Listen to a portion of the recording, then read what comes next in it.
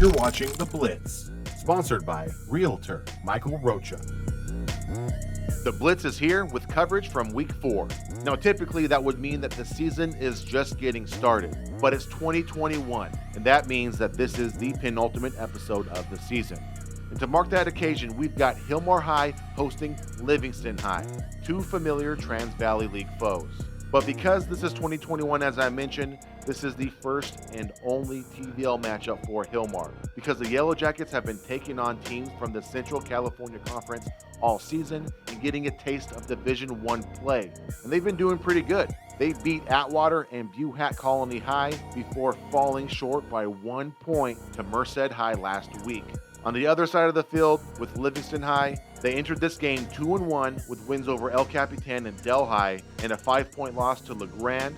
But as far as head-to-head matchups go, they are 0-15 against Hilmar, and that number might be even greater. That's just as far back as Max Preps goes.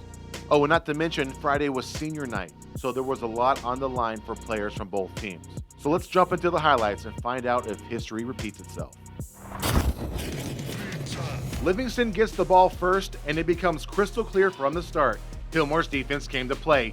Great pass defense there, and great run defense on this play, a 2-yard loss on the option. It's now third down for the Wolves, and it's meal time for Cole Bailey. What a tremendous interception for a touchdown. Let's run this thing back, because this is the Play of the game. I don't think I've ever seen a play like this at the high school level. Shades of Khalil Mack. He got that ball around the 17-yard line. And yeah, let's look at it one more time. It's that impressive. Cole Bailey, he palmed it like it was no big deal. Hilmar's now up 7-0, less than 1 minute into the game, thanks to this senior.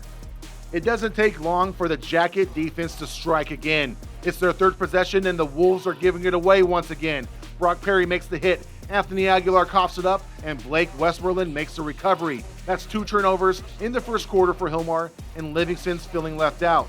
So 3 plays later, they join the party.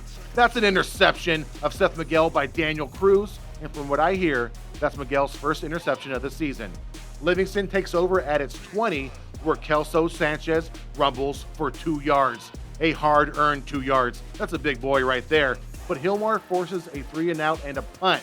And we've seen the defense shine. Now it's time for Hilmar's special teams to step up. And step up they do. Sophomore Derek Taylor fields the punt and then proceeds to shed tackler after tackler, making it look easy. He picked up the ball around the 30-yard line, so I'm going to call that a 70-yard punt return for a touchdown. It's now 14-0 near the end of the first quarter. And I'll be honest with everybody watching, Livingston doesn't do much in terms of offense in the first half. It's pretty much all Hilmar. Here's Cole Bailey with a 5-yard run. Ooh, he's strong. And that's followed by Seth Miguel, who extends this play and finds none other than Bailey for a 36-yard pass.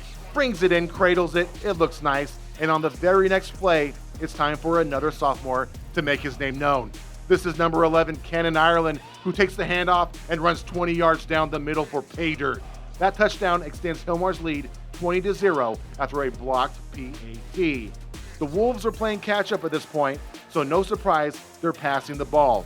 Rockland Baptista heaves the rock with a hope and a prayer, only to find Randy Lozano. That's the third turnover and second interception for Hilmar's defense, and the Jackets are now buzzing at midfield.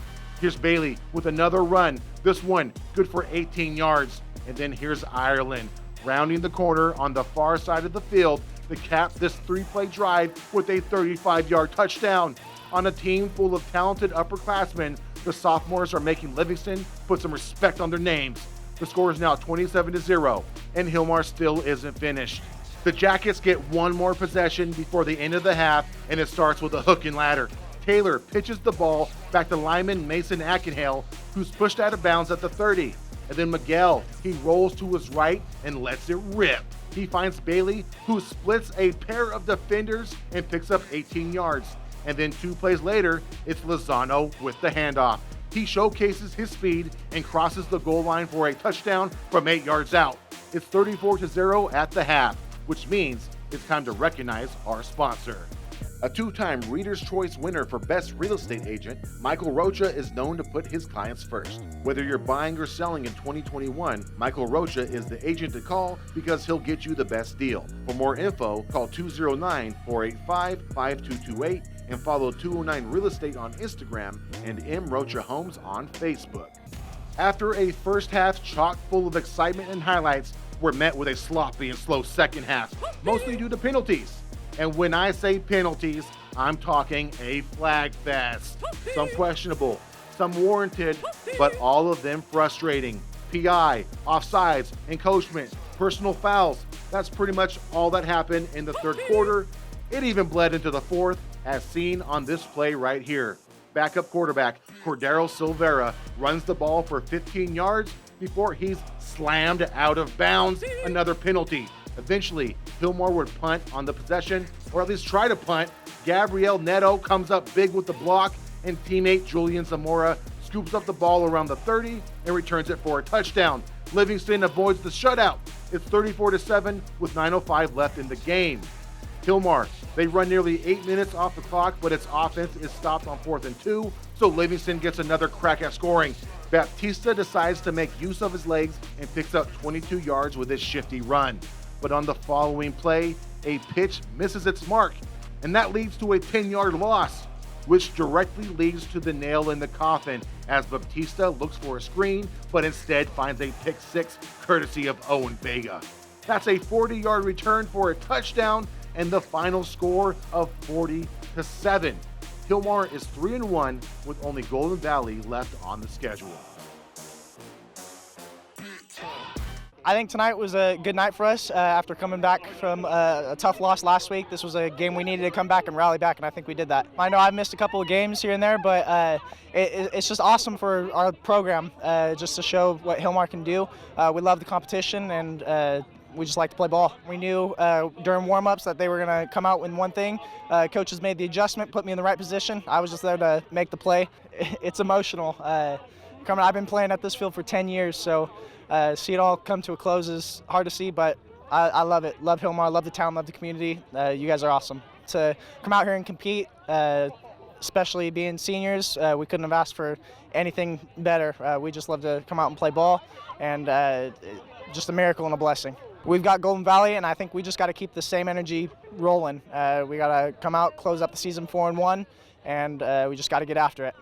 The Yellowjacket defense held Livingston to just 25 yards of offense in the first half, while the Yellowjacket offense recorded 182 yards of offense, enough to send Hilmar's second string onto the field in the second half to finish the game.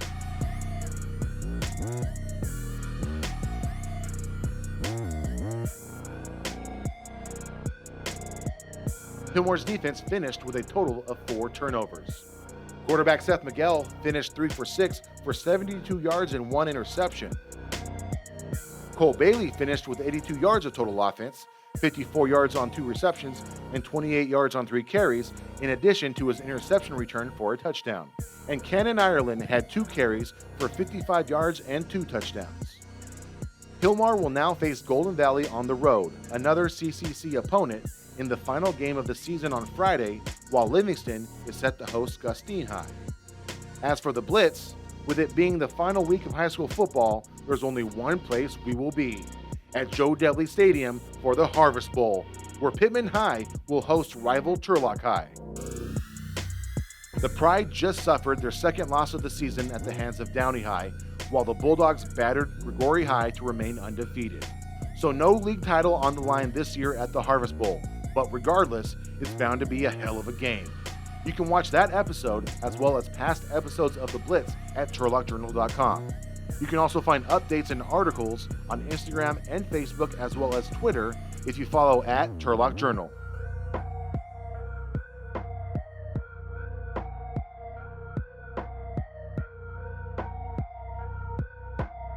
That's it for week 4 of The Blitz. Thank you for watching.